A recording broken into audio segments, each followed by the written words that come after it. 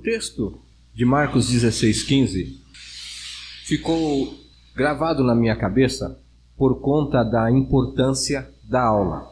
Porque se não fosse esse texto, ide por todo mundo, pregai o evangelho a toda criatura, nós não estaríamos hoje aqui, Igreja Presbiteriana do Brasil, Igreja Presbiteriana no mundo todo e tantas outras igrejas, por conta do ide, a ordem que Deus deu, que Jesus deu a todos nós. Por trás desse versículo, por trás dessa ordem, tem o deslocamento de Ashbel Green Simonton, do seu conforto nos Estados Unidos, seria um professor, seria um advogado e finalmente terminou sendo pastor. Eu baixei da internet o nosso estudo de hoje, então vou ler, são algumas folhinhas, né? Se não der tempo de ler, a gente lê na próxima aula. Mas eu fiz aqui um destaque de 4 nomes na verdade, que só para deixar os irmãos assim interessados no porquê que eu fiz esses destaques, eu vou falar. O primeiro dele é Guilherme Kerr. Guilherme Kerr, ele foi aqui, entre a representação da Igreja Presbiteriana. Eduardo Lani, que é um instituto presbiteriano lá de Minas Gerais, cidade de Patrocínio. Boanerges Ribeiro, que foi um dos presidentes também do nosso Supremo. Guilherme Kerr, a gente ouve falar sobre Guilherme Kerr Neto nos Vencedores por Cristo, mas tanto Guilherme Kerr Neto como Guilherme Kerr pai e como Guilherme Kerr avô, eles foram pastores. Então, quando a gente ouve, a gente grava essas histórias, e quando a gente vê que aqueles nomes, eles fazem parte da história da Igreja Presbiteriana do Brasil, então a gente fica assim mais interessado em saber. E também o nome de Natanael Cortez. Natanael Cortez, eu ouvi a primeira vez o nome dele quando a gente estava lá na Igreja Presbiteriana Quarto Centenário, e o presbítero Timóteo Nogueira, ele falava muito sobre Natanael Cortez, e a gente ficava querendo ouvir mais, saber quem era, né? Então, no decorrer do nosso estudo, a gente vai ter aqui algumas elucidações desses nomes. Bom, então vamos lá. História da Igreja Presbiteriana do Brasil. O que é IPB? Por reverendo Alderi Souza Matos, historiador oficial da Igreja Presbiteriana do Brasil. A Igreja Presbiteriana do Brasil é uma federação de igrejas que tem em comum uma história, uma forma de governo, uma teologia, bem como um padrão de culto de vida comunitária. Historicamente, a IPB pertence à família das igrejas reformadas ao redor do mundo, tendo surgido no Brasil em 1859, como fruto do trabalho missionário da Igreja Presbiteriana dos Estados Unidos. Suas origens mais remotas encontram-se nas histórias reformadas protestantes suíça e na história escocesa, no século XVI, lideradas por personagens como Eurico Zwinglio, João Calvino e João Knox. O nome Igreja Presbiteriana vem da maneira como ela é administrada, ou seja, através de presbíteros, eleitos democraticamente pelas comunidades locais. Essas comunidades são governadas por um conselho de presbíteros e esses oficiais também integram os concílios superiores da igreja, que são os presbitérios, os sínodos e o Supremo Concílio. Os presbíteros são de 2 tipos: regentes, que governam, que são os mais comuns de a gente ver, e os docentes, que ensinam. Esses últimos são também os chamados de pastores. A Igreja Presbiteriana do Brasil está presente em todos os estados da federação. Quanto à teologia. A teologia da Igreja Presbiteriana são herdeiras do pensamento do reformador João Calvino e das notáveis formulações confessionais, confissão de fé, catecismo maior e breve, elaborados pelos reformadores dos séculos XVI e XVII. Dentre essas se destacam os documentos elaborados pela Assembleia de Westminster, reunida em Londres e na década de 1640. A Confissão de Fé, bem como seus Catecismo Maior e Breve, são adotados oficialmente pela IPB como seus símbolos de fé ou padrões doutrinários. Outras igrejas presbiterianas adotam documentos adicionados como a Confissão Belga e a Confissão de Heidelberg. O conjunto de convicções presbiterianas, conforme expostas no pensamento de Calvino e de outros teólogos citados nos documentos confessionais é denominado teologia calvinista ou teologia reformada. Entre as suas ênfases estão a soberania de Deus, a eleição divina, a centralidade da palavra e dos sacramentos, o conceito do pacto, a validade permanente da lei moral e a associação entre a piedade e o cultivo intelectual. O seu culto. As igrejas presbiterianas procuram obedecer o chamado princípio regulador. Isto significa que o culto deve ater-se a normas contidas na Escritura. Então, não sendo aceitas as práticas proibidas ou sancionadas explicitamente pela mesma. O culto presbiteriano caracteriza-se por uma ênfase teocêntrica, a centralidade de Deus Trino. Simplicidade, reverência, inódia em relação a hinos, com conteúdo bíblico e pregação expositiva. Na prática, nem todas as igrejas da IPB seguem criteriosamente essas normas, embora as mesmas tenham caracterizado historicamente o culto reformado. Os problemas causados pelo afastamento desses padrões têm levado muitas igrejas a reconsiderarem suas práticas litúrgicas e resgatarem sua herança nessa área fundamental. Quando se diz que o culto reformado é solene e respeitoso, não significa que ele deva ser um culto sem vida. Um culto a Deus é também fervoroso e alegre. Porque um culto, como nós temos na nossa igreja, uma escola dominical, como nós temos na nossa igreja, participativa, não significa que a gente tem que levantar do banco, que tem que ficar dando alguns shows. Agora brincava com o presbítero Arildo, né? Deixa o menino rodar. Não significa esse tipo de coisa. Quando o Espírito está em nós, fazendo a sua obra, não significa que a gente tem que gritar aqui, falar em língua aqui. Não significa nada disso. Teve a sua participação, tudo teve o seu momento e muitas confusões são feitas em redor de todas essas coisas. Finalmente, a vida das igrejas presbiterianas brasileiras não se restringe ao culto, por importante que seja. Essas igrejas valorizam a educação cristã e os seus adeptos através da escola dominical e outros meios. Congregam os membros em diferentes agremiações internas para a comunhão no trabalho e têm a consciência de possuir uma missão dada por Deus e ser cumprida através da evangelização do testemunho cristão. Essas agremiações nada mais é do que a SAF, a UPH, a Liga Juvenil, cada um na sua faixa etária, com um tipo de ensino adequado para prestar um culto a Deus.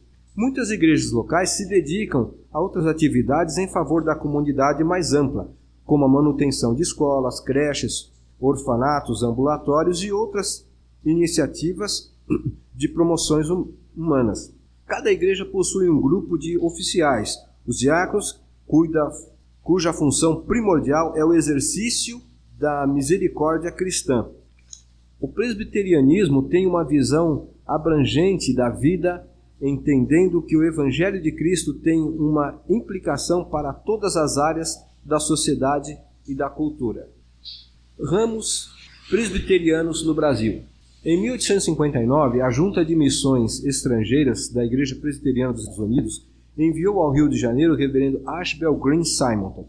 Simonton, além de ter sido o pioneiro do presbiterianismo no Brasil, ele foi também um grande influenciador. Quando eu estava na igreja presbiteriana de Itaquera, havia lá um rapaz chamado Valmir Venâncio, casado com a Leni, e eles tiveram um filho.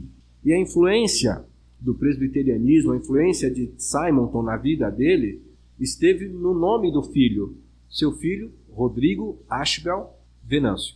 Então, o Ashbel, que o Rodrigo tem no seu nome, como nome composto, foi influência do Ashbel Green Simonton no conhecimento teológico que o Valmir teve a respeito dele. Então, tudo aquilo que a gente vê, todas as coisas que são destaques, que são boas, a gente fala, vou colocar no nome do meu filho, no nome da minha filha, vou comprar isso para mim, essas coisas assim.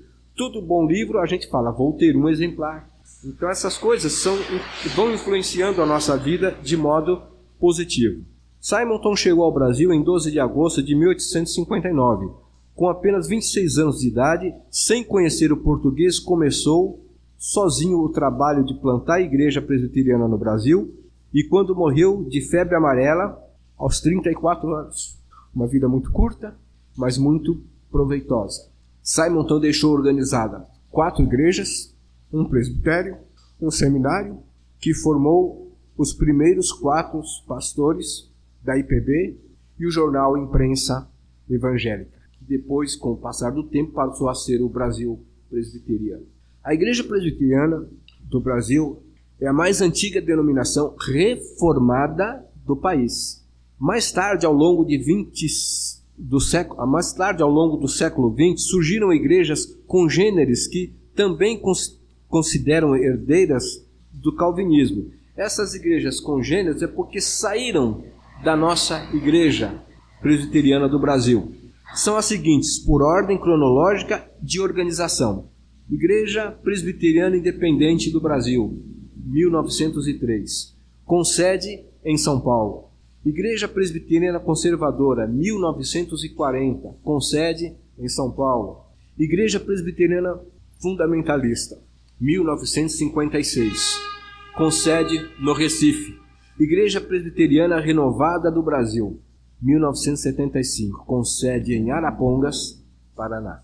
Hoje a Igreja Presbiteriana do Brasil conta com cerca de 1 milhão de membros em todos os estados da federação, que se reúnem em mais de 6.000 templos.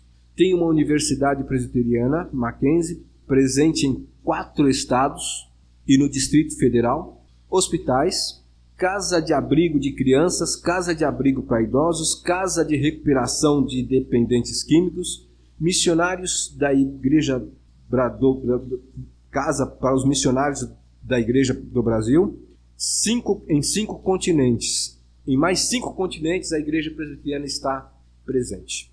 Mais de 200 escolas espalhadas no território nacional e faculdades. 10 seminários teológicos, 2 extensões de formação para pastores, além de mais 3 institutos bíblicos, dentre eles o Instituto Bíblico Eduardo Lane. Uma casa editora que faz as nossas revistas e publica catecismos, todo o material didático que nós precisamos. Jornal Presbiteriano, 3 emissoras de rádio web com programas 24 horas por dia. A PECOM, Agência Presbiteriana de Evangelização e Comunicações, e cuida de programas de TV Verdade e Vida, missionários do Brasil nos 5 continentes. E muito mais, tudo pela graça e dedicação dos membros da igreja. Pela graça de Deus e a dedicação dos membros. Aqui, quando nós vimos sobre as igrejas que saíram da nossa igreja, tem uma coisa muito interessante, que é o porquê que essas igrejas saíram, que vai estar aqui no decorrer do nosso estudo. Nós temos as nossas sociedades internas, que são uma grande bênção. Dentre elas, sempre iremos destacar a SAF. E eu quero aqui parabenizar de público o pastor Zacarias por uma frase que ele disse no domingo passado. Na verdade, o senhor copiou a frase da Bíblia, mas eu vou te parabenizar assim mesmo, porque se Paulo diz assim, né, sede meus imitadores como eu fui de Cristo, então a gente tem que se espelhar na Bíblia. A Bíblia diz assim, feliz a nação cujo Deus é o Senhor. E a frase que o nosso irmão usou foi, feliz o pastor que tem uma SAF. Então essa frase eu gostei muito quando o irmão falou. E quando nós temos então a nossa SAF, o nosso PH e todas as outras sociedades, nós temos alguns conflitos. E por isso que diante desses conflitos surgiram tantas igrejas dissidentes da nossa igreja e depois tantas igrejas pelo mundo afora, né? Então mais um pouquinho de história, e se não der para contar tudo, a gente tem mais um domingo aí pela frente. Atualmente existem no Brasil várias denominações de origens reformadas ou calvinistas. Entre elas inclui-se a Igreja Presbiteriana Independente, a Igreja Presbiteriana Conservadora e algumas igrejas criadas por imigrantes vindos da Europa continental, tais como suíços, holandeses e húngaros. No entanto, a maior e a mais antiga denominação reformada do país é a Igreja Presbiteriana do Brasil. Ao mesmo tempo, convém lembrar que já nos primeiros séculos da história do Brasil, houve a presença de calvinistas em nosso país? Os primórdios do movimento da reforma no Brasil. Primeiro aqui eles vão falar da França, a Antártica. Os primeiros calvinistas chegaram ao Brasil ainda no começo da sua história, no final de 1555. Um grupo de franceses liderados por Nicolas Durand de Villegagnon. Esse rapaz aqui, dizia minha professora de história, ele foi um Judas Iscariotes. No decorrer a gente vai ver que houveram aqui algumas divergências dele com outros calvinistas que vieram, e por isso então ele começou a cortar a cabeça de alguns. E alguns eles diziam, o rei da França perdoou vocês vão ser enviados de volta à França, e embarcou-os em um barco furado. Então, a professora Efi, minha professora de história, dizia o seguinte, gente, Villegagnon foi um Judas Iscariotes, mas isso aqui é parte de religião, a gente não vai entrar em religião, e a gente ficou com aquela curiosidade. Aí quando eu estudei o livro de Manual de Catecúmenos, do Ludgero Braga, então a gente começou a ver algumas evidências, alguns nomes que foram falados naquela época, então a gente começa a olhar para a história do Brasil, para a história geral, com outros olhos. Em uma das ilhas da Bahia, quando ele chegou em uma das ilhas da Baía de Guanabara. 1 ano e meio mais tarde chegou à França Antártica um grupo de colonos e pastores reformados enviados pelo próprio João Calvino, em resposta ao pedido de Villegagnon. No dia 10 de março de 1557, esses evangélicos realizaram o primeiro culto protestante no Brasil, e possivelmente no Novo Mundo, como era conhecido a nossa pátria, né? França Antártica, porque a França queria dominar o Brasil e fundar aqui a França Antártica. Novo Mundo, porque assim que era conhecida a América, que estava sendo descoberta por todas as outras nações. Eventualmente surgiram desavenças teológicas entre Villegagnon e os calvinistas. 5 deles foram presos e forçados a escrever uma declaração de suas convicções.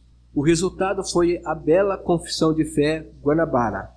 Com base nessa declaração, 3 dos calvinistas foram executados e o outro foi poupado por ser o único alfaiate da colônia. Se não tivesse serventia, teria sido morto. O 5º, autor da Confissão de Fé, Jacques de Ballet, conseguiu fugir, mas eventualmente foi preso e mais tarde enforcado.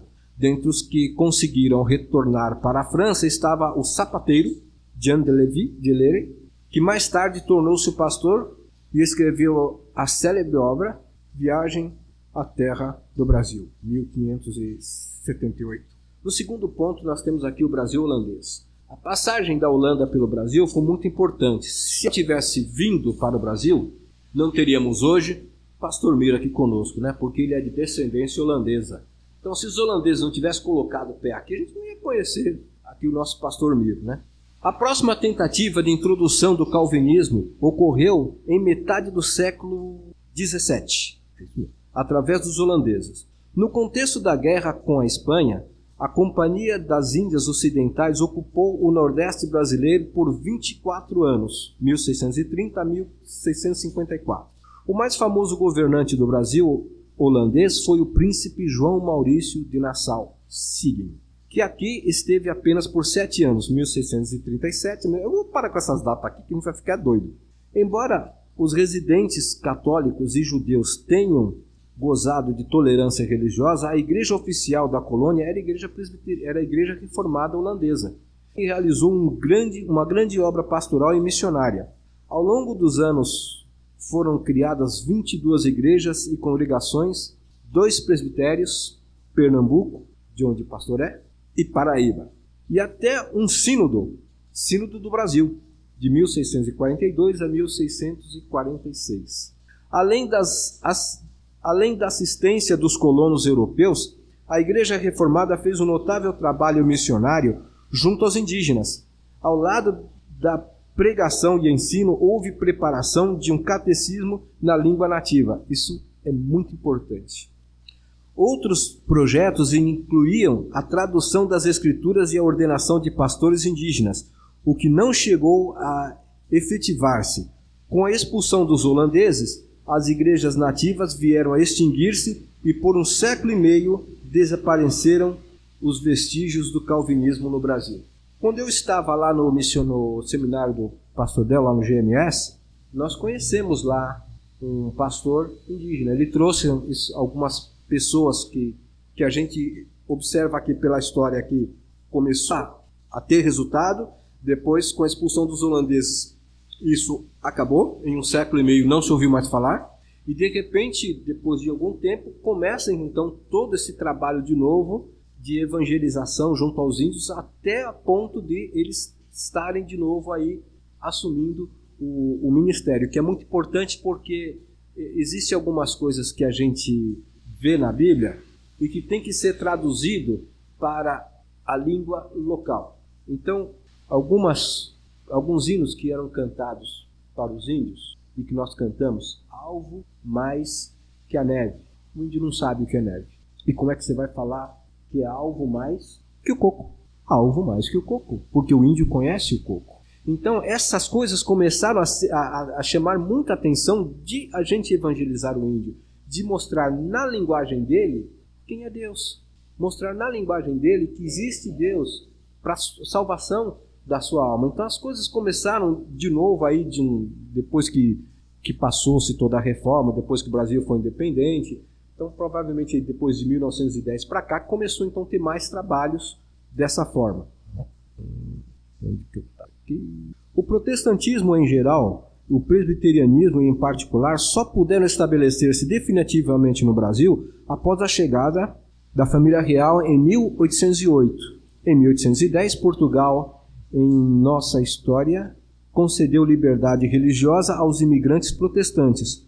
Logo, muitos começaram a chegar de diversas regiões da Europa, inclusive reformados franceses, suíços e alemães.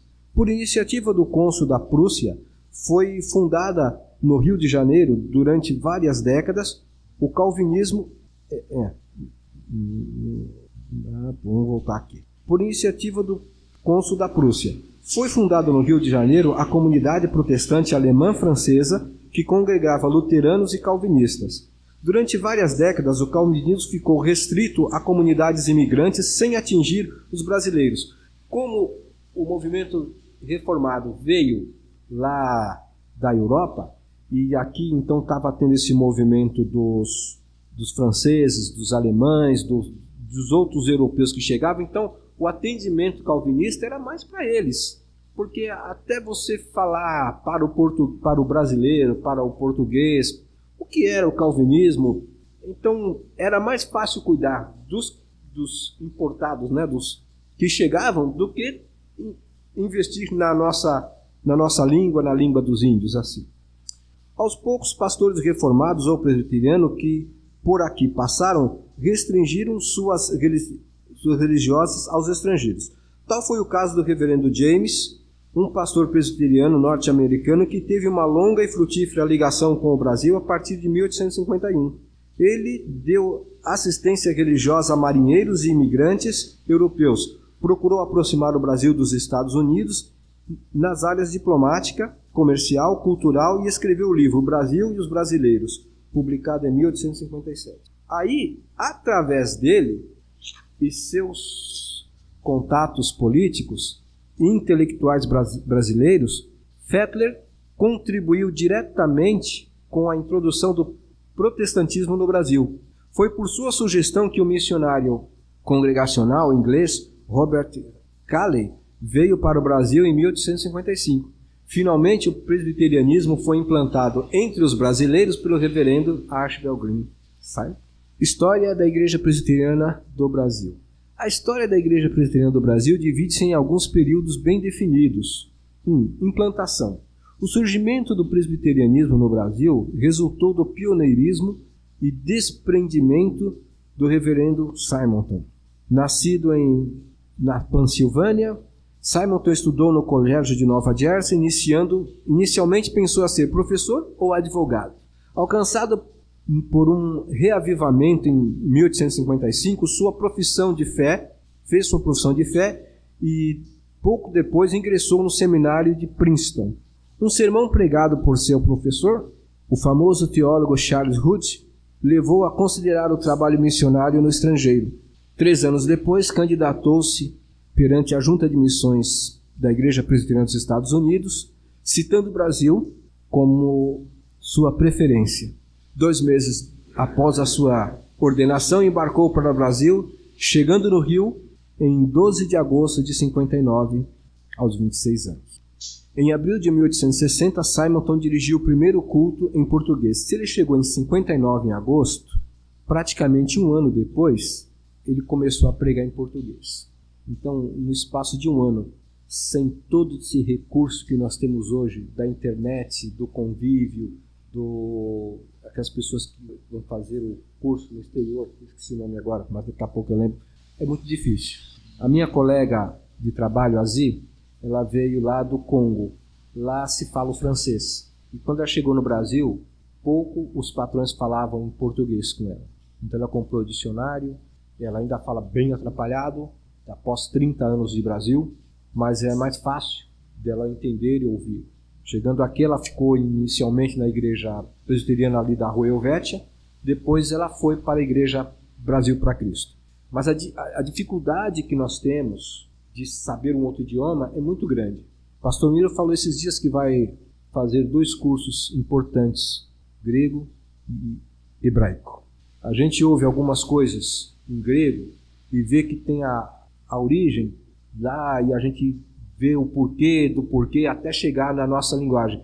Agora imagine você, após ter estudado nada de português, chegar numa nação desconhecida, um clima totalmente desconhecido, e um ano depois ele está pregando o Evangelho. Faz-me lembrar também do pastor Osni, missionário da PMT, que foi lá para as Arábias, e em um ano ele aprendeu a falar o árabe lá. Pastor Osni faz distribuição de Bíblias durante a madrugada. O pastor Oswaldo deu um testemunho dele, que ele estava distribuindo Bíblia, de repente chegou a polícia, porque não pode falar do Evangelho lá, e o abraçou. E o que vocês estão fazendo aqui? E começou a conversar, e o policial o abraçou, e ele estava paletó, bem grande, sobretudo, cheio de... Pela graça de Deus, ele não foi descoberto. E vocês são de onde? Nós somos do Brasil, Neymar. Aí começou a falar de futebol, aquele homem então ficou já interessado e já se afastou, e ele foi entretido nesse assunto. E o pastor Onis esteve no Brasil, não me lembro agora se ele já voltou lá para as Arábias, mas enfim, é um ministério que nós temos que orar muito por ele. Em 1860, Simonton dirigiu o primeiro culto. No breve período em que viveu no Brasil, Simonton, auxiliado por alguns colegas, fundou o primeiro periódico evangélico no país, Imprensa Evangélica, que era assim chamado o jornal. Criou o presbitério do Rio de Janeiro, organizou um seminário. O reverendo Simonton morreu vitimado de febre amarela aos 34 anos em 67. Sua esposa Ellen Murdoch havia falecido 3 anos antes. Os principais colaboradores de Simonton nesse período foram seu cunhado Alexander L.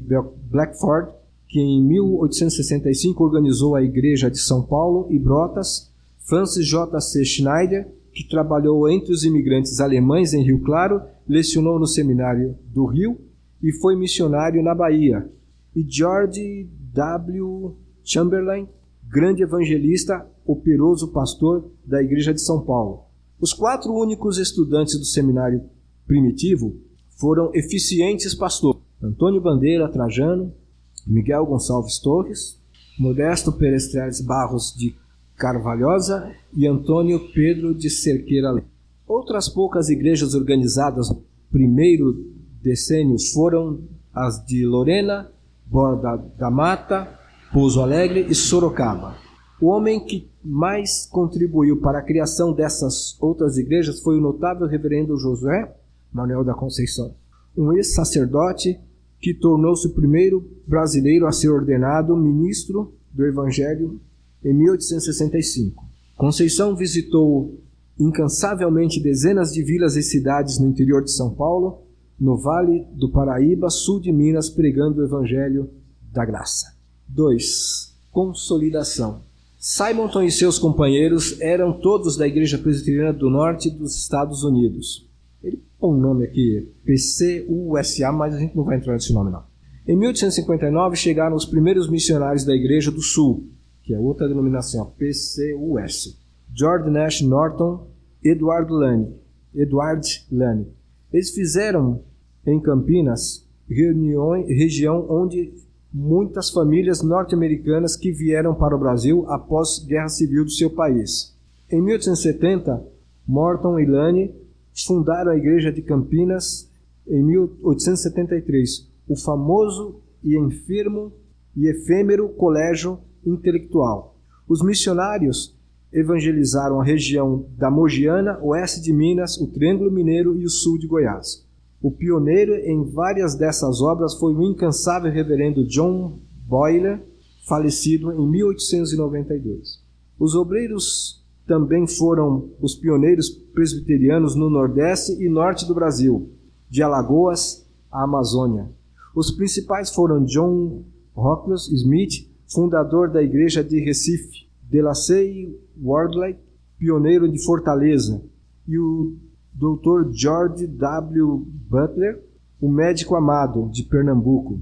O mais conhecido dentre os primeiros pastores brasileiros do Nordeste foi o reverendo Belmiro Araújo César, patriarca de uma grande família presbiteriana. Enquanto isso, os missionários da Igreja do Norte dos Estados Unidos, auxiliados por seus novos colegas, deram continuidade ao seu trabalho. Seus principais campos eram Bahia, Recife, onde atuou, além de Schneider e Blackford, o reverendo John Benjamin Colby, do Rio de Janeiro, que inaugurou seu templo em 1874, em Nova Friburgo, onde trabalhou o reverendo John M. Mill, Paraná, cujos pioneiros foram Robert Land e George A. Landes. Muito nome aqui.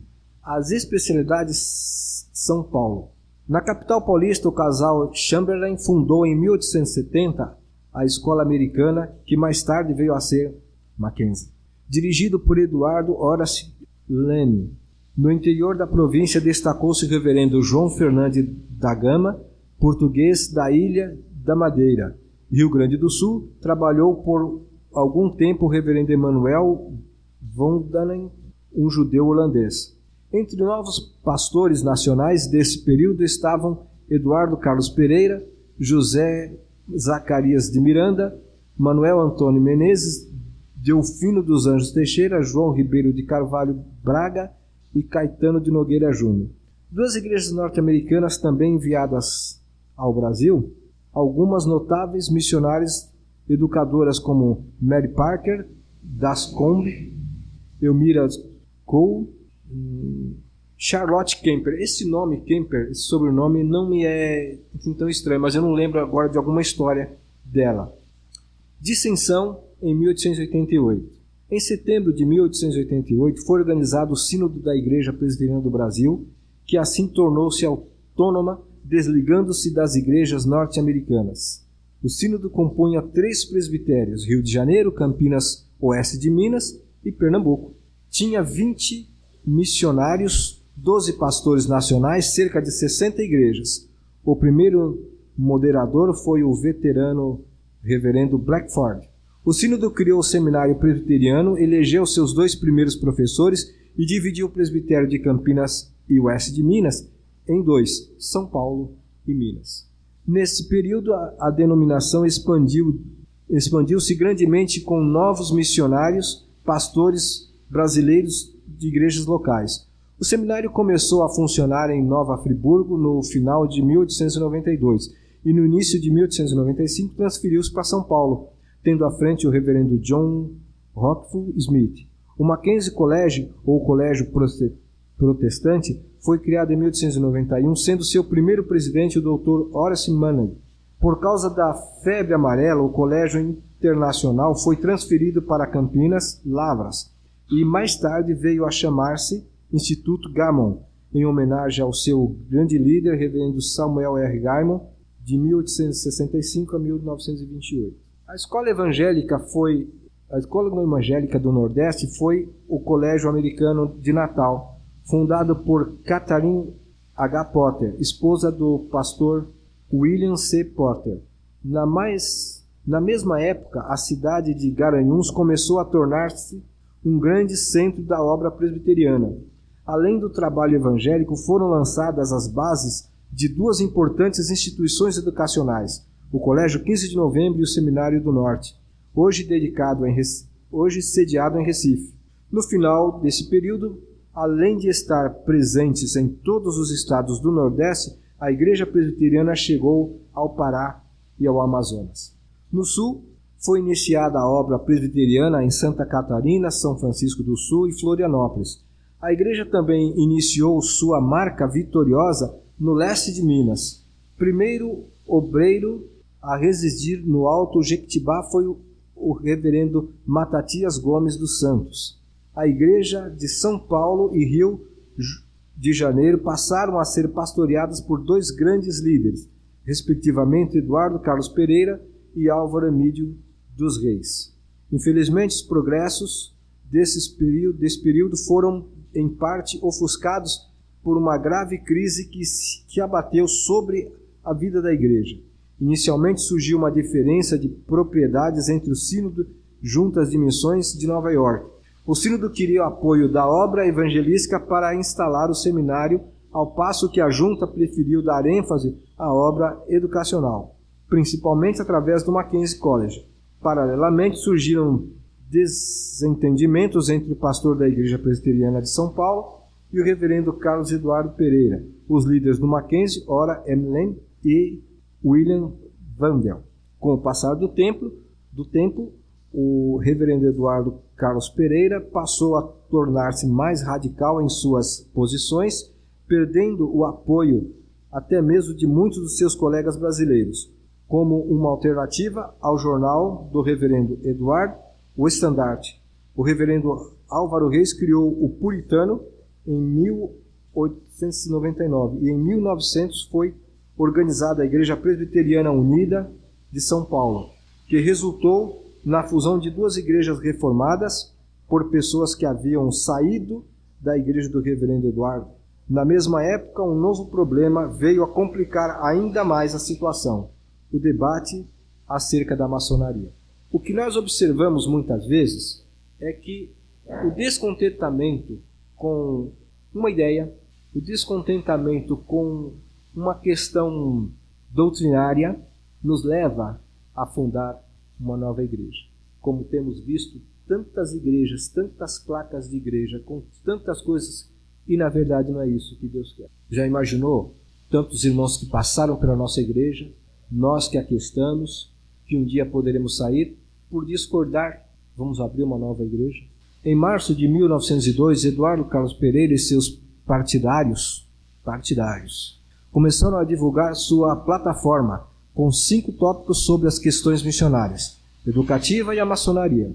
Após pouco mais de um ano, esses debates calorosos, a crise chegou ao seu lamentável desfecho em 31 de julho de 1903, durante a reunião do Sínodo. Após serem derrotados em suas propostas, Eduardo Carlos Pereira e seus colegas desligaram-se do Sínodo e formaram a Igreja Presbiteriana Independente. Pode falar. Oi? A Igreja Independente. A Igreja Presbiteriana Independente. Então, quando eu estava... A primeira vez que eu ouvi falar em Igreja Presbiteriana Independente, eu estava na Igreja Presbiteriana de Itaquera. Nosso professor, saudoso irmão Manuel, que me ensinou a tocar violão em 74, foi ontem, né, quando eu tinha meus 14 anos. Ele falava: eu vim da Igreja Presbiteriana Independente, lá o trabalho é mais animado, mas ele não deu detalhes. E a gente nós tínhamos ali cerca de uns 8 jovens ali, e todos queriam dar aula para os jovens. A preocupação sempre foi os jovens, para que você ensine a criança, ensine o jovem, oriente, para que ele não seja enganado quando começar a andar, por assim dizer, com seus próprios pés, com seu próprio entendimento, sobre tantas propostas que vão surgir por aí. Então ele tem que estar fundamentado na Bíblia. O início, em agosto de 1903, os independentes organizaram seu presbitério, com 15 presbíteros, 7 pastores, Eduardo Carlos Pereira, Caetano Nogueira Júnior, Bento Ferraz, Ernesto Luiz de Oliveira, Otoniel Mota, Alfredo Borges Teixeira e Vicente Temude Lessa. Seguiu-se um triste período de divisões de comunidades, luta pela posse de prioridades, litígios judiciais. Uma pastoral do presbitério independente chegou a vedar aos sinodais a ceia do Senhor. O período mais conflitivo estendeu-se até 1906. Nessa época, o sínodo contava com 77 igrejas, cerca de 6.500 membros. Em 1907, os independentes tinham 56 igrejas, 4.200 comungantes.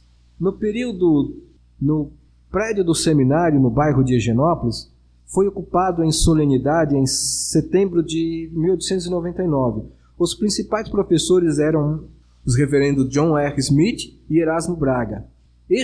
A partir de 1901, o membro mais destacado da diretoria era o reverendo Álvaro Reis.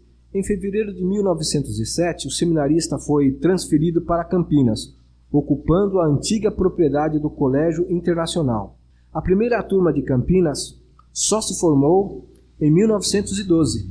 Entre os formados estava Tancredo Costa, Herculano de Gouveia, Miguel Riso Júnior, já ouvi falar desse nome, Pascoal Lima Pita, e mais tarde viriam Guilherme Kerr, Jorge Goulart, Galdino Moreira e José Carlos Nogueira.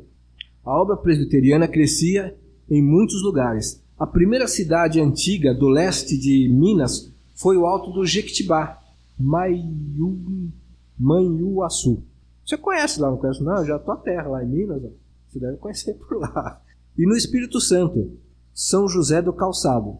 Os primeiros pastores daquele campo foram Matatias Gomes dos Santos, Ananias Nora, Constâncio Homero, Samuel Barbosa. No Vale do Ribeiro Dinâmico, evangelista Willis Robert Banks continuava em atividade. A família Vassão daria grandes contribuições à igreja. Em 1907, o sínodo dividiu-se em dois, norte e sul. Em 1910, foi organizada a Assembleia Geral da Igreja Presbiteriana do Brasil. A Assembleia Geral é que nós chamamos de Supremo Concílio. O moderador do último sínodo e instalador da Assembleia foi o veterano Modesto Carvalhosa, ordenado 40 anos antes. A Assembleia Geral foi instalada na Igreja do Rio de Janeiro e acabou nosso tempo. Mas temos umas 4 folhas aqui para a gente. Eu estava lendo esse documentário, é muito rico. Então, na verdade, talvez aqui cada tópico, porque não são tópicos aqui tão grandes um do outro. O primeiro foi só 2 folhas. Agora os outros, cada tópico aqui, França Antártica, Brasil holandês, protestantismo e imigração, história da Igreja Presbiteriana do Brasil, 1. Implantação, 2. Consolidação, 3. Dissensão, que a gente estava indo bem aqui, ó. Reconstituição, cooperação, organização, essa parte da organização aqui muito interessante. Trabalho feminino, mocidade, missões nacionais, missões em Portugal, outras organizações, outras igrejas, constituição da IPB, estatísticas. Pelo menos a estatística eu vou ler. Em 1957, a IPB contava com 6 sínodos, 41 presbitérios, 489 igrejas, 883 congregações, 369 ministros, 127 candidatos ao ministério. Esse número agora, 89.741 membros comungantes e mais 71.650 não comungantes. Isso aqui vai para mais ou menos 150 mil membros no total. Isso em 1957. Tem tanto tempo assim, né? De lá para cá, quais foram os progressos, né? Os primeiros presidentes do Supremo Concílio foram os reverendos Guilherme Kerr, José Carlos Nogueira, Natanael Cortez, que eu ouvi falar muito esse nome no presbítero Timóteo lá, e eu queria arrancar mais história dele, mas a gente não podia. Quando a gente se reunia, principalmente após os domingos, quando a gente estava reformando a igreja, ele começava a falar e não tinha quem o parasse. Benjamin Moraes Filho e José Borges Júnior. A campanha do centenário foi lançada em 1946, tendo como objetivo o avivamento espiritual, expansão numérica, consolidação das instituições da igreja, afirmação da fé reformada e homenagem aos pioneiros. A Comissão Central Centenária, organizada em 1948, enfrentou muitas dificuldades. Após 1950, a campanha ganhou o ímpeto. A Comissão Unida do Centenário IPB, IPI e Igreja Reformada da Húngara planejou uma grande campanha evangelística com a participação de Edwin Orr e William Dunlap, que estendeu-se pelo país em 1952. Outras medidas foram criadas foram a criação do Museu Presbiteriano, esse eu não conheço ainda, o Museu Presbiteriano, do Seminário do Centenário e do Jornal Brasil Presbiteriano, resultante da fusão do puritano e do norte evangélico. A 18ª Assembleia da Aliança Presbiteriana Mundial reuniu-se em São Paulo em 27 de julho a 6 de agosto de 1959. O lema centenário foi: um ano de gratidão por um século de bênção. Nós vamos falar isso na próxima oportunidade com mais detalhes aqui. Mas feliz realmente a nação cujo Deus eu sei. E só para aparecer, né? Feliz o pastor que tem uma safra. Irmãos, eu gostaria realmente de ler mais pausadamente, comentar sobre essa história. Os irmãos podem encontrar lá no site da Igreja Presbiteriana do Brasil. Lá tem tudo isso aqui, é muito rico. Então a gente tem alguns nomes que eu gostaria de ter citado aqui, como Boanerges Ribeiro, que foi muito conhecido na Igreja Presbiteriana. Mas enfim, nosso tempo acabou, né? Vamos então fazer uma oração para finalizar a escola dominical.